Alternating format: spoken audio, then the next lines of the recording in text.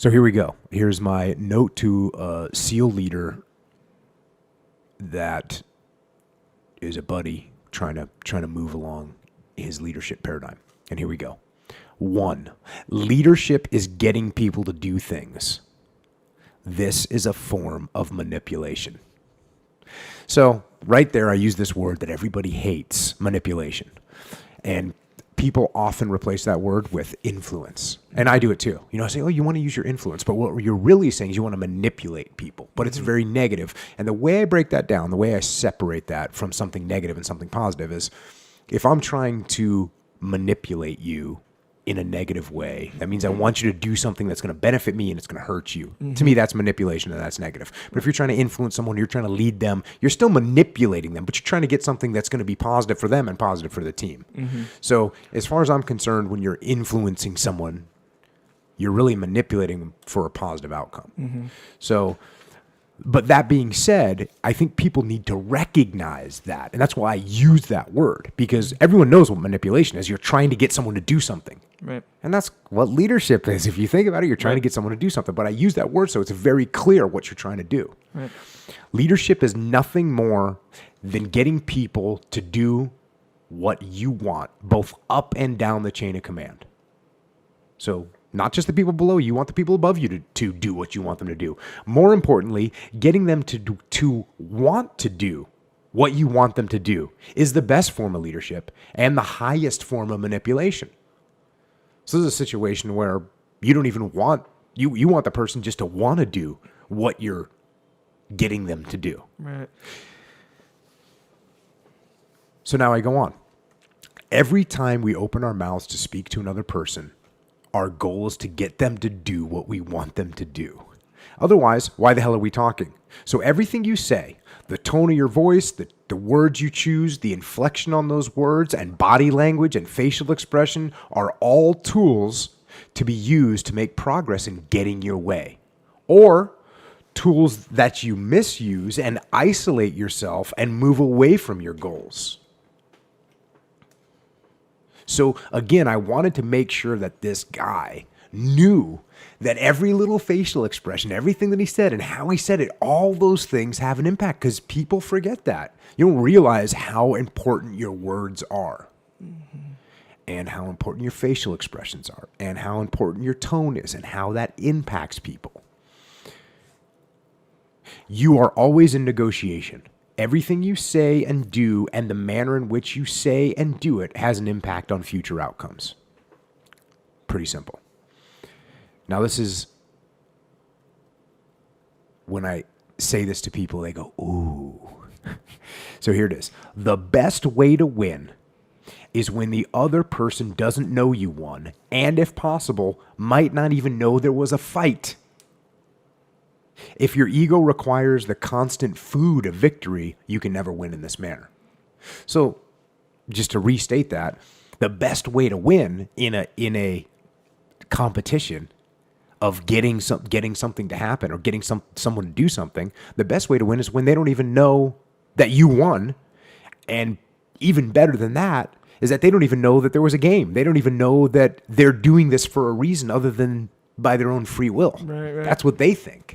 That's what you want them to think. And again, this is manipulation. And I'm sorry about that.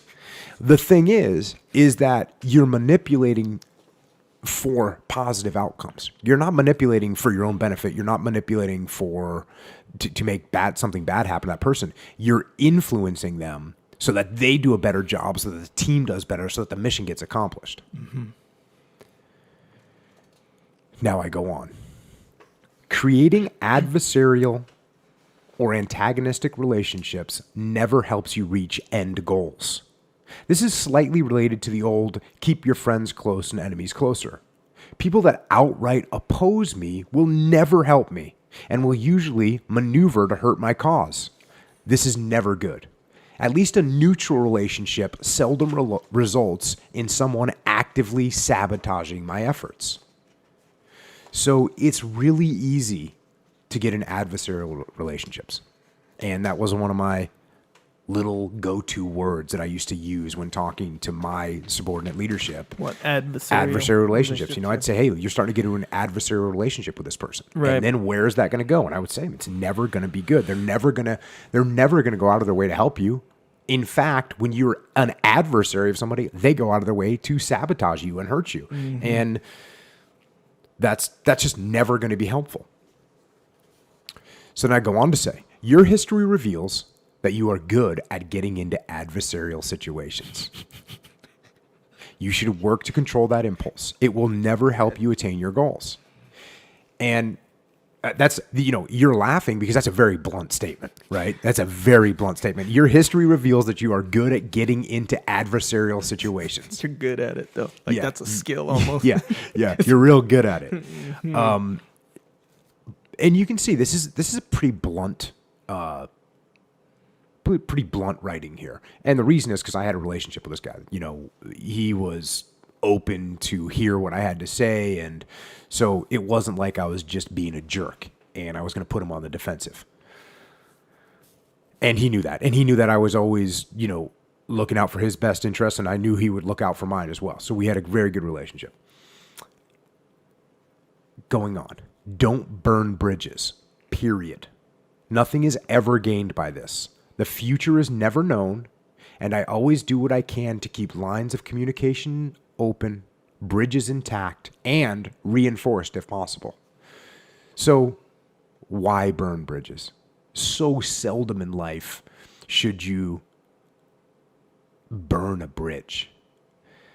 And a lot of times people think because I'm a SEAL and I'm aggressive, that I'm like this kind of burn bridges type of person, right? Mm-hmm. And it's just not true because it's not an effective way to go through life. Mm-hmm. Now, I go on to make a note about that. I don't like to say never, but when dealing with human relationships, which are inherently complex and unpredictable, I believe that you should never follow courses of action that cannot be undone, reversed, or manipulated in the future. Of course, now I'm talking about, people on the same team. I'm not talking about, going to war, and there you obviously do things in war that are completely unreversible because you're destroying and killing people and they're never coming back. So this is different. This is in a team situation where you're trying to work together and you're in a leadership role. Mm-hmm. Going on. Believe in what you're saying, but accept that you might be wrong. I believe in what I'm saying, and if I don't believe it, I study and question it until it makes sense. Or I change what I am saying until I do believe it. That's a little hard to understand, that last piece. So what I'm saying is you've got to believe in what you're saying. You have to believe in what you're saying. And if you don't believe it, then you've got to either question whatever it is that you're being told to believe or that you should believe or that you're supposed to believe. You've got to question that until you understand it. And then once you understand it, then you have belief in it. And, I'm not going to go into crazy detail on that because in our book that Leif and I wrote, there's a chapter and it's called Believe, and it explains exactly what I'm talking about when it comes to making sure that you believe in what you're saying. But I think the point that I was focused on here was more that sometimes you're wrong. And you have to be able to admit when you're wrong. And I go on to kind of go into some detail here. If I'm wrong, I look forward to admitting it because it gives the opportunity to advertise being humble and open-minded. That's interesting. And people miss that opportunity all the time. When they're wrong, they either put their foot down and deny it, or they don't take advantage of the fact that they go that when they're wrong, they say, "Oh, you know what, Echo? Man, I'm definitely wrong here. I think you had a much better idea. I'm stepping back and you run with it." That's a great sign. It makes people respect you and go, "Oh yeah, that's cool. This guy's humble enough to admit when he's wrong." They like that. So that's actually a form of manipulation in its own right, because I want you to think that I'm humble. And I am humble, but I want to make sure that you see that. Right. I go on to tell this individual, you are not good at being wrong or taking criticism. This is a weakness of yours, so recognize, fool. And again, you can see here, that's where the kind of the relationship that I had with him comes out. Oh, right. You really put that. Yeah, no, that's real. This is right. real. And this is written, I would say, maybe 8 years ago, something like that. So it's pretty old. Thank God for computers, because we have, records of things. Right. You saved it. Right. Control S, yeah, for sure. Now I go on. Think strategic. You will win and lose daily battles all the time. If you flaunt your victories, which you do, they hurt you strategically. If you sulk in your defeats, which you also do, it hurts you strategically. This is wrong. Winning in daily battles gives you the opportunity to deflect credit, show your humbleness in victory, and show your ability to lead, which all help you in the long-term fight to achieve your goals. Losing a battle gives you the opportunity to generously cede your position, to admit you're wrong, which both display humbleness and display your ability to follow. So, people in every business, in every job, in life, in your house, you win and lose little battles all the time. Mm-hmm. And deciding which ones are worth fighting for, number one.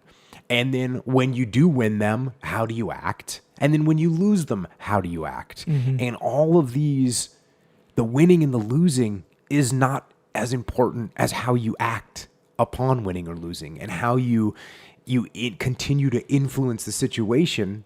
Even though you might have lost, you do it in such a way that you show humility and you open up, you show your open mind, and it makes the person, you build your relationship with them. Mm-hmm. So winning or losing is not important. What's important is how you react to winning and losing. Yeah. Like when you, like when you say you're sorry, right? Like if two people are in a relationship or even friends mm-hmm. and get into an argument, fight, whatever, about whatever. And one person, they don't want to say they're sorry, because it'll show that I was wrong, it'll show that I lost the argument, or show that my points were invalid, or whatever they think. Yeah. But when you say sorry, and for real say sorry, don't be like, well, I'm sorry if you were offended. Don't say that kind of stuff. Don't be like, okay, I'm sorry. Don't say it like that. Right. Like really mean it. And when you can do that consistently, it'll be any future argument, it'll start to break down that barrier of defense. So the person, the people, both of them won't go into it thinking, okay, I gotta mount this defense against this person. Now it can be a little bit more of a fair problem-solving situation, more so than this argument me against you, because they trust they're not gonna, get attacked if they show weakness or whatever. If they're like, oh, you know what, I know I made a mistake. You demonstrate by saying sorry. You demonstrated that you're not going to go and turn up the heat when they start showing that weakness. It's like, exactly. Okay, you can solve problems a lot more easy. That's thinking strategic. Right. Speaking to people, going on here. Speaking to people. Oh wait, going back. I say, you have a bad tendency to get caught up in tactical battles. You expend effort and ammunition, receive wounds, and tear yourself up when you should be thinking strategically. And that kind of goes to what you were just saying, where people will get all angry and they'll hurt their relationship. Why? Because they want to win this meaningless battle. Right. Meaningless battle. So detach yourself. When you start feeling that anger, that aggression, that frustration, detach yourself and ask yourself, well, what am I really arguing about? What is happening right here? Mm-hmm. Why am I getting worked up? You probably shouldn't be. Now I go on to speaking to people. Well, literally speaking to people. Treat everyone with respect from E1 to O10. E1 in the military is the lowest ranking person. O10, an officer. 10 is the highest. That would be an admiral or a general. The E1 is the seaman recruit. He's the lowest ranking person. So I'm saying treat everyone with respect. Mm-hmm. Speak with humility. This disarms people and is one of the best forms of manipulation. And again, if everyone is put off by that term, manipulation, which I know it is a very derogatory term. Mm-hmm. But you have to get over that, because you have to understand what I'm trying to say. I'm trying to make sure that people understand that when you're in a leadership position, There's nicer ways of saying it, but what you're trying to do is get people to do what you want them to do. That's what leadership is. And that's also what manipulation is. Disarmed people are open to suggestion. Overconfidence and condescending tone, which is common for you, causes defenses to go up and people to get defensive. So the minute you come in and you start being overconfident or talking to people in a condescending manner, they get defensive. And all of a sudden, they're not really listening. That being said, subtle confidence and believing in what you are saying, as noted above, allow people to also believe in what you are saying and that they trust in your judgment and leadership. However, do not speak as if you know things your opponent does not. That offends everyone, especially SEALs. So you never like talk to people as if you know something that they don't, because it offends people. It offends me. It offends everybody. It's impossible not to be offended by that. It makes you feel stupid. You get defensive. So you've got to say things in a manner that you don't sound like I know it and you don't. Right. Your rank means nothing in an argument. Pulling rank in any way is defeat. So the minute I have to say, Echo, I outrank you, therefore I'm right, means my argument didn't make sense. It should be able to stand on its own 2 feet. Right. And similar to that, and this is something we saw a lot in the SEAL teams, and you see it a lot in the business world as well. It's similar to rank. It's the experience. It's pulling the experience card. Right. Pulling the experience card is weak. Arguments should be able to stand on their own without needing to be backed up by the way we did it in Baghdad, the way we did it in Ramadi, the way we did it in Afghanistan, or whatever the case may be. You shouldn't need to say that. Now, you can cite an example, but that shouldn't be the basis of your argument. Right. And we see that in the business world where someone will say, well, we've been through this before. Right. And, well, why did you go through it before? Then why are we going through it again if you went through it before? Maybe you did something wrong. But that's a tendency that people have. And in the business world, you end up with people that have been in a specific industry for 20, 30, 40 years. And so it's very easy for them just to fall back on well, this is the way we've done it before. I've seen this a million times. I've always done it. I've done this before. I've been through this before. You've heard all these examples. Yeah. It's what people do. Also, like if they're in some kind of debate or argument about, I don't know, whatever, solar system, they'll be like, oh, I have a college degree. Almost like my argument is better than yours, regardless of what it is, because I have that college degree. Yeah, I have an example of that where a young SEAL was feeling as if he was being disrespected about that he didn't know very much. He's a pretty new SEAL. And he fell back on the argument of exactly what you just said, which was like, I have a degree in problem solving or something along the other. I've been to classes on problem solving. That was his reason why people should listen to him. Right. Which is not a good card to pull out. No. In any situation, and definitely not in the SEAL teams. Yeah. Hey, I've been to a class on problem solving. You need to listen to me. Wait a second. Why don't you just present your solution? Right. And then let it stand on its own 2 feet, because if you're so good at problem solving, then surely you must have a wonderful solution. Yeah, you took that class for sure, man. But yes, it's the same thing. So to close this thing out, I said, anyway, those are some thoughts. I thought about this today after we had that conversation. I left thinking about my principles of management leadership off the battlefield in administrative situations. These are the same principles I used in combat, building relationships and leading, and I also use them in administrative leadership situations, and as you know, I've been successful in that environment as well. You're a great leader. Just make some adjustments to your game, and you'll be even better. And that's it. That's how I closed it out to this guy who was, got this note from me and hit me back and said, hey, man, thanks. That's good stuff, and I'll take action, and definitely improved his game with it.